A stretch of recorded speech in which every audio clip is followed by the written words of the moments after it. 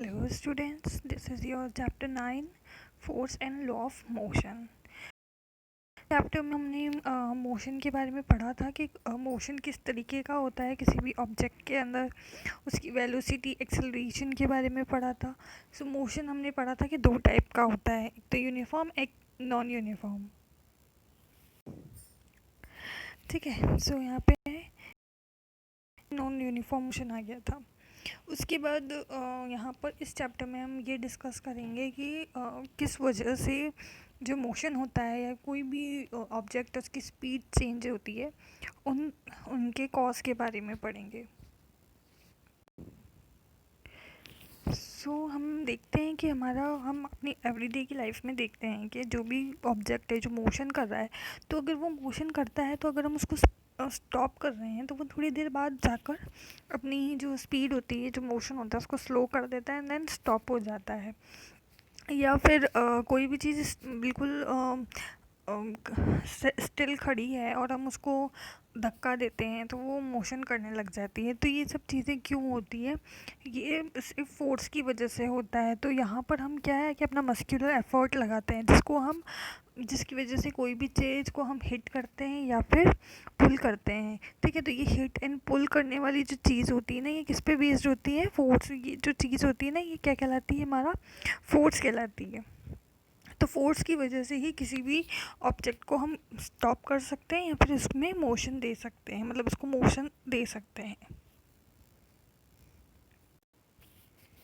कभी भी हम किसी भी ऑब्जेक्ट को अगर हम उसको फोर्स लगा रहे हैं तो उससे क्या होता है, जो उसका शेप होता है ना वो चेंज हो जाता है। लाइक अगर आप स्प्रिंग है, ये स्प्रिंग को आप खींचोगे, मतलब फोर्स लगाओगे इधर से और इधर से, तो ये स्प्रिंग का शेप जो होता है वो चेंज हो जाएगा। ठीक है, यहाँ पर क्या हो जाता है कि चेंजेस आ जाते हैं, मतलब उसके मैग्नीट्यूड में, उसकी वेलोसिटी में या फिर उसकी शेप में, डायरेक्शन में। जो मोशन की डायरेक्शन होती है, शेप है, साइज़ है, इन सब में क्या होते हैं, चेंजेस आते हैं जब भी हम किसी ऑब्जेक्ट पे फोर्स लगाते हैं। तो नाउ नेक्स्ट, फोर्स जो होता है ना, दो टाइप का होता है, एक तो बैलेंस्ड फोर्स हो गया और एक अनबैलेंस्ड फोर्स हो गया। अगर आप यहाँ पर देखो, यहाँ पे एक एक्टिविटी दे रखी है। इस एक्टिविटी में क्या दे रखा है आपको कि यहाँ पे एक टेबल है, इस टेबल पे आपने एक यहाँ पर ये कुछ भी ऑब्जेक्ट है जो रखा हुआ है। ठीक है, एंड दोनों तरफ इसके स्ट्रिंग बांध दी, मतलब ये जो रस्सी है, रोप है ना, ये बांध दी।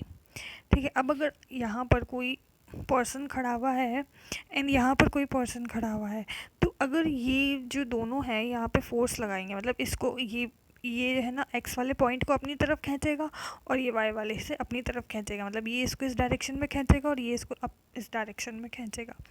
तो यहाँ पर आप क्या देखोगे कि जो पर्सन जो ज़्यादा फोर्स लगाएगा, मान लो एक्स जो है यहाँ पर ज़्यादा फोर्स लगाता है, तो यहाँ पे वो ज़्यादा फोर्स लगाएगा और ये वाई कम लगाएगा, मतलब वाई के कंपैरिजन में एक्स जो है वो ज़्यादा स्ट्रॉन्ग है, ज़्यादा फोर्स लगा रहा है। तो ये जो ऑब्जेक्ट है ना, ये किस तरफ चला जाएगा? इसकी तरफ चला जाएगा।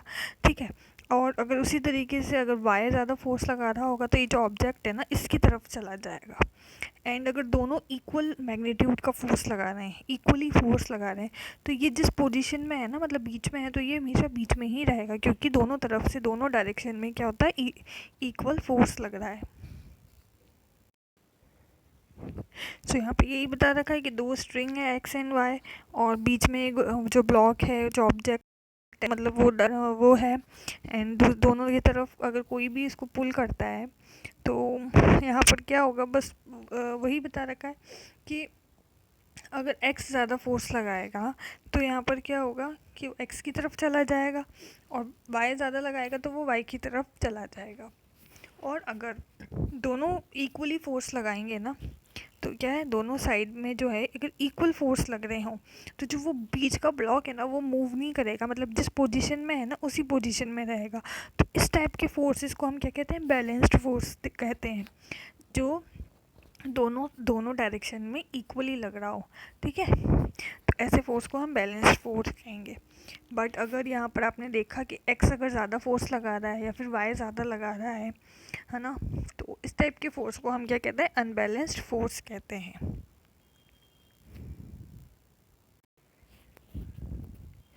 नाउ अगर ये इस टाइप का कोई एक बड़ा सा बॉक्स है जिसको अगर आप इस डायरेक्शन में धकेल रहे हो, मतलब इस डायरेक्शन में पुश कर रहे हो, तो क्या होगा, ये नीचे यहाँ पे फ्लोर है, ये फ्लोर है, ये फ्लोर का सरफेस हो गया और ये इस बॉक्स का सरफेस हो गया, दोनों आपस में क्या है, मतलब कांटेक्ट में हैं।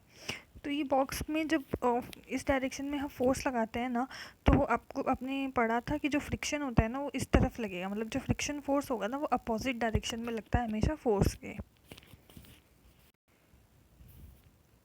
तो जब भी हम बॉक्स पे थोड़ा सा फोर्स लगाएंगे ना, तो जो बॉक्स होगा ना वो मूव नहीं करेगा, मतलब जिस जगह पे है उसी जगह पे रहेगा। क्यों? क्योंकि यहाँ पे जो फ्रिक्शन होगा ना, जो वो जो फ्लोर पे और बॉक्स की कांटेक्ट है जहाँ पर, तो वो जो फ्रिक्शन वहाँ पे कॉज होगा ना, उसकी वजह से क्या होगा, वो जो फ्रिक्शन होता है अपोजिट डायरेक्शन में पुश करता है। ठीक है, अपोजिट डायरेक्शन में एक्ट करेगा, इस वजह से वो जो बॉक्स है मूव नहीं करेगा।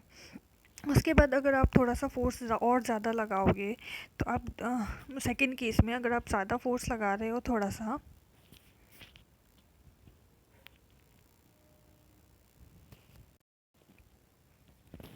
सेकंड वाले केस के अंदर भी यही होगा कि आप फोर्स ज़्यादा लगा रहे हो, बट फिर भी क्या है कि जो नीचे जो जो रफ सरफेस की वजह से जो फ्रिक्शन फोर्स है ना वो अभी भी ज़्यादा है। ठीक है, जो हम फोर्स लगा रहे हैं उससे ज़्यादा है, तो इस वजह से जो बॉक्स होगा ना अभी भी नहीं हिलेगा।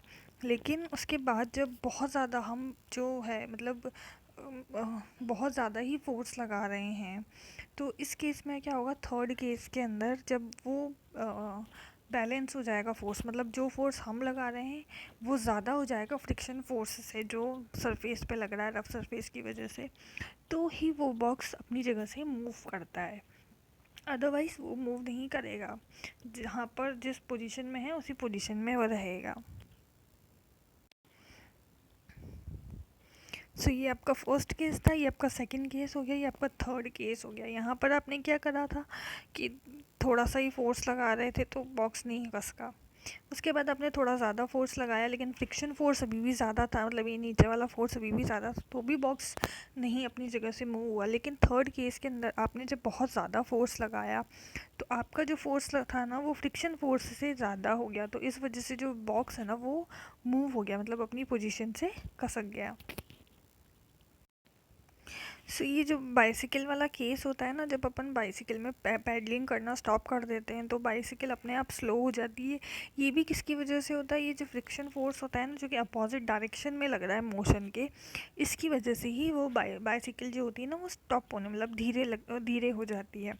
अगर हम अगर बाइसिकल को चाहते हैं कि वो मूव होती रहे, चलती रहे, इसलिए तो इसलिए हमें क्या करना चाहिए, बार बार पैडलिंग करनी चाहिए, मतलब पैडलिंग करेंगे तो ही हमारी बाइसिकल आगे की तरफ मूव होगी, अदरवाइज़ वो फ्रिक्शन फोर्स की वजह से क्या होगा, वहीं पे स्टॉप हो जाएगी।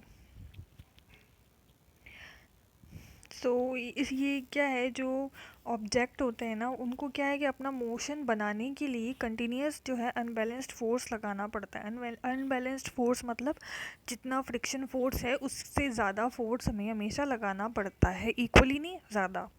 तभी तो अभी हमने यहाँ पे बॉक्स वाले एग्जाम्पल में देखा कि बॉक्स में जब हमने ज़्यादा फोर्स लगाया तो नीचे वाले फोर्स से ज़्यादा हो गया हमारा वाला फोर्स, तो मतलब अनबैलेंस्ड फोर्स हो गया ना ये, तभी तो ये मूव करा आगे की तरफ।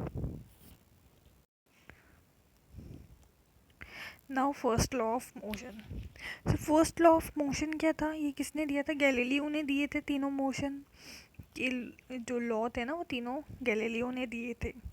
तो इन्होंने क्या बोला था, जो फर्स्ट लॉ के अंदर कि जो ऑब्जेक्ट होते हैं ना अगर वो मूव कर रहे हैं अपनी कांस्टेंट स्पीड के साथ, तो उन पे क्या है कि कोई फोर्स नहीं लग रहा होता है।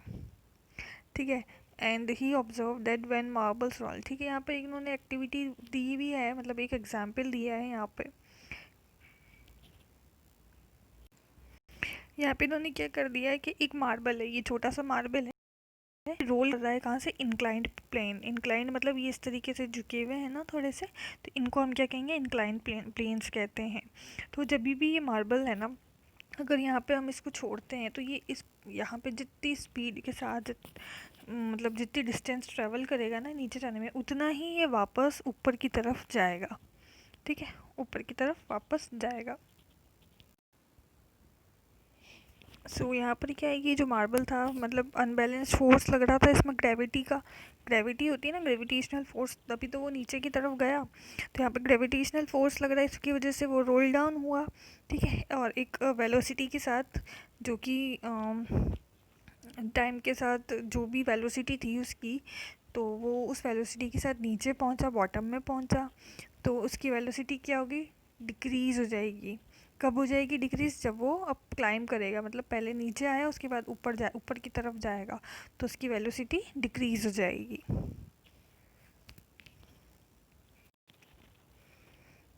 सो गैलीलियो ने क्या बताया था कि जब भी मार्बल है वो मतलब लेफ़्ट साइड से, मतलब इस साइड से अगर छोड़ा जाता है नीचे की तरफ, तो वो नीचे की तरफ जाएगा रोल्ड होके। एंड उसके बाद क्या है कि अपोजिट साइड, मतलब ये वाली साइड ऊपर की तरफ, उसी हाइट, जितनी हाइट से वो नीचे आया है ना, उतनी ही हाइट वो क्या करेगा, अपोजिट डायरेक्शन में दोबारा ट्रैवल करेगा। मतलब यहाँ से जितनी हाइट से वो आया है उतनी ही हाइट तक वो ऊपर जाएगा। ठीक है। सो अगर ये जो इंक्लाइंड प्लेन्स है, मतलब जितना ये इंक्लाइंड है और ये इंक्लाइंड है, तो ये जो इंक्लाइंड प्लेन्स है ना, वो इक्वल हैं या फिर सेम इक्वल है ना, तो वो सेम डिस्टेंस कवर करेगा। मतलब मान लो ये 60 डिग्री पे इंक्लाइंड है और ये भी 60 डिग्री पे ही है ये वाला, तो वो सेम डिस्टेंस ट्रेवल करेगा। ठीक है, और अगर एंगल जो है इंक्लाइंड वाला, मतलब राइट वाला, मतलब ये तो सेम रहेगा, और ये जो एंगल, ये तो 60 डिग्री है तो 60 डिग्री रहेगा। ये वाला जो सेकंड राइट वाला जो एंगल होता है ना इंक्लाइंड वाला, अगर हम इसको ग्रेजुअली डिक्रीज कर रहे हैं, मतलब पहले ही 60 था, अब इसको 30 कर दिया, जैसे यहाँ पर इसको और झुका दिया, नीचे की तरफ टिल्ट कर दिया, तो जो मार्बल है ना वो थोड़ी सी और डिस्टेंस ट्रैवल करेगा। मतलब उसकी जो जितना यहाँ पे इसने डिस्टेंस ट्रैवल करी थी ना, उतनी ही वापस यहाँ पे करेगा। ठीक है, तो ये उतनी डिस्टेंस ट्रैवल करेगा। उसके बाद अगर ये जो एंगल है इसको हम बिल्कुल जैसे 30 डिग्री से बिल्कुल 0 डिग्री ले आए, मतलब 0 डिग्री, मतलब ये बिल्कुल स्ट्रेट लाइन में आ जाए इस तरीके से, बिल्कुल अपन इसको इंक्लाइन कर दें, तो ठीक है ये इस तरीके से हो जाएगा। फिर तो यहाँ पे भी इस केस में भी क्या होगा कि अगर बिल्कुल हॉरिजॉन्टल हो जाता है ये, तो भी क्या होगा, जो मार्बल है ना उतनी ही डिस्टेंस कवर करेगा जितनी डिस्टेंस से ये नीचे आया था।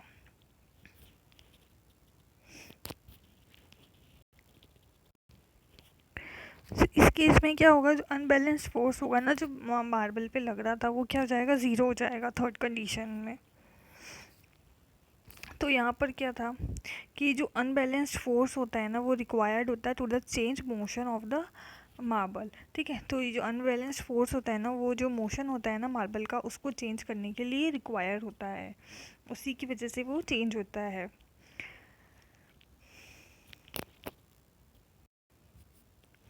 सो ये जो मार्बल था ये थोड़ी टाइम तक ट्रैवल, मतलब मोशन में रहा, एंड उसके बाद वो स्टॉप हो गया। तो ये किस वजह से होता है, फ्रिक्शनल फोर्स की वजह से ही हुआ, क्योंकि फ्रिक्शनल फोर्स था अपोजिट डायरेक्शन के अंदर वर्क कर रहा था, तो वो उसकी वजह से क्या हुआ, जो थोड़ी सी डिस्टेंस उसने जितनी ट्रैवल करी थी वो करी, और देन वो स्टॉप हो गया।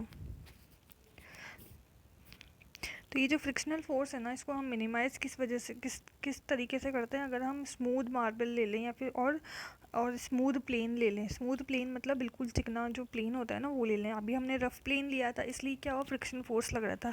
जब हम स्मूथ प्लेन लेंगे ना, तो वहाँ पे क्या होगा, जो फ्रिक्शन फोर्स होता है वो ख़त्म हो जाएगा।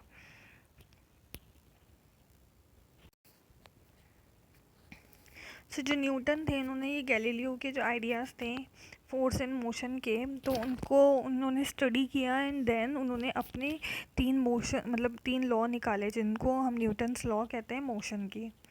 तो इनका जो फर्स्ट था, जो अभी हम फर्स्ट पढ़ रहे हैं, उस फर्स्ट मोशन में इन्होंने क्या बोला था, सॉरी फर्स्ट लॉ में इन्होंने क्या बोला था कि अगर कोई ऑब्जेक्ट है, अगर वो रेस्ट की कंडीशन में है, अगर वो एक जगह रेस्ट है, तो वो तब तक उसी पोजीशन में रहेगा जब तक कि हम उस पे कोई भी एक्सटर्नल फोर्स अप्लाई नहीं करते हैं। और अगर कोई भी चीज़ मूव हो रही है, ठीक है, कोई भी चीज़ मोशन में है, तो तब हम उसको तब तक स्टॉप नहीं कर सकते। मतलब वो तब तक मोशन में रहेगी जब तक उसको कोई और बाहर फोर्स मतलब स्टॉप नहीं करे। मतलब अगर हम जब तक कोई चीज़ मोशन में है, अगर हम उसको जब अपने हाथों से या फिर किसी भी चीज़ के थ्रू उसको स्टॉप नहीं करते, मतलब कोई भी फोर्स नहीं लगा रहे ना, तब तक वो स्टॉप नहीं होगी, वो चलती ही रहेगी।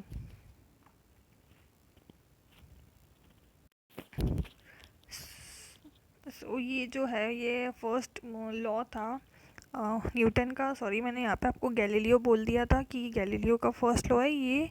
न्यूटन का फर्स्ट लॉ है, फर्स्ट लॉ ऑफ मोशन है, ठीक है। एंड इसके अंदर मैंने आपको इसका बता ही दिया फर्स्ट लॉ होता क्या है। इसको और अच्छे से यहाँ पे बता रखा है कि कोई भी ऑब्जेक्ट है वो अपने अंदर जो भी चेंज, मतलब जो भी इसकी स्टेट ऑफ मोशन रहती है, चाहे वो स्टिल हो या फिर मोशन में हो, तो वो उस अपनी जो उसके अंदर जो भी चेंजेस आते हैं ना उसका अपोज करती है, ठीक है। तो अगर हम बात करें क्वालिटेटिव वे के अंदर, तो ये जो भी ऑब्जेक्ट होता है ना, अगर वो मतलब रेस्ट की कंडीशन में है तो वो रेस्ट में ही रहेगा।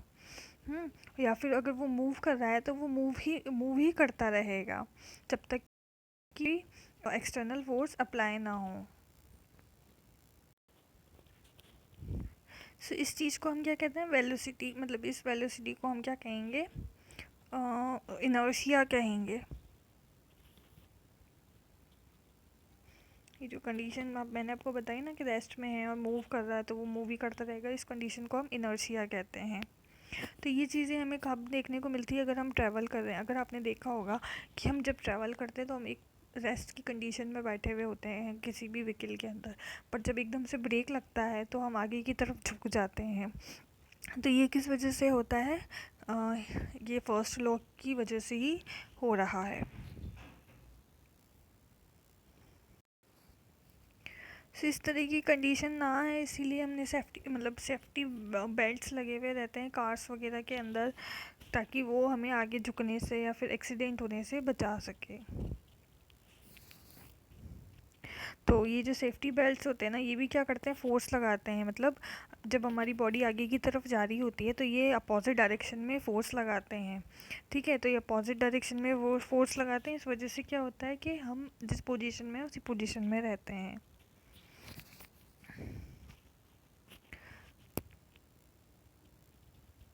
सी यहाँ पे और भी एग्जांपल्स दे रखे हैं कि जब हम मोटर कार के अंदर, मतलब अगर हमने शार्प टर्न लेते हैं हाई स्पीड के अंदर, तो भी यहाँ पर क्या होता है कि हम एक साइड की तरफ क्या होते हैं, झुक जाते हैं, ठीक है। ये भी क्या होता है, लॉ ऑफ इनर्शिया। मतलब लॉ ऑफ इनर्शिया, ये जो फर्स्ट लॉ है ना, इसको लॉ ऑफ इनर्शिया भी कहते हैं, इसकी वजह से ही होता है।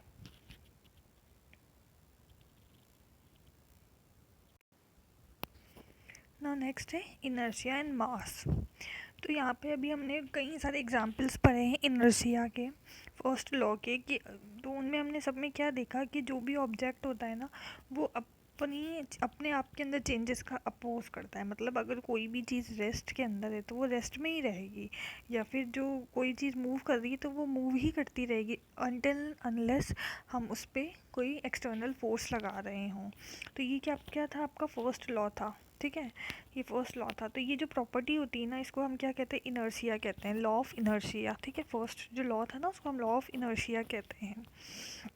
तो अगर हम देखें कि अगर हम किसी भी फुटबॉल को अगर किक करते हैं ना, तो वो क्या है कि फ्लाई करेगा, मतलब दूर चला जाएगा। बट अगर हम उतने ही भारी, मतलब सॉरी उसी शेप के उसी साइज़ के स्टोन को अगर हम किक करेंगे विथ इक्वल फोर्स के साथ, ठीक है, तो हम क्या देखेंगे, वो मूव नहीं करेगा, ठीक है। सो ये किस वजह से होता है, क्योंकि उसके अंदर मास है, वो भारी है फुटबॉल से। सो उसी तरीके से अगर हम कोई कार्ट है, अगर उस कार्ट को अगर हम मतलब धक्का दे रहे हैं, ठीक है, तो उसके अंदर क्या है, वेलोसिटी कुछ ना कुछ होगा, मतलब उसकी वेलोसिटी चेंज होगी। बट अगर हम यही काम किसी ट्रेन के साथ करेंगे तो उसकी जो वेलोसिटी, इसके अंदर कोई भी चेंज नहीं होगा, ठीक है, क्योंकि यहाँ पर क्या होता है कि दोनों का जो मोशन होते हैं ना, दोनों अलग अलग होते हैं। तो यहाँ पर क्या है कि जो ठेला जो गाड़ी होगी ना, उसके अंदर इजीली चेंज आ जाएंगे, बट ट्रेन के अंदर नहीं आएंगे। तो ये किस वजह से होता है, इनर्शिया की वजह से, क्योंकि जो ट्रेन का इनर्शिया है ना वो ज़्यादा है एज़ कम्पेयर टू कार्ट। तो यहाँ पे जितनी ज़्यादा हैवी चीज़ें होती है ना, जितने ज़्यादा हैवी ऑब्जेक्ट होंगे, उतना ही ज़्यादा उनका इनर्शिया होगा, ठीक है। एंड जो इनर्शिया होता है ना, उसको मास की टर्म के अंदर अपन मेज़र करते हैं। जो इनर्शिया होता है ना, उसकी टेंडेंसी हो रही है कि कोई भी ऑब्जेक्ट के अंदर जो भी चेंज आ रहे हैं उसकी तो उसका अपोज करता है वो। तो मास जो होता है ना किसी भी ऑब्जेक्ट का, उसको हम इनर्शिया के अंदर ही मेज़र करते हैं।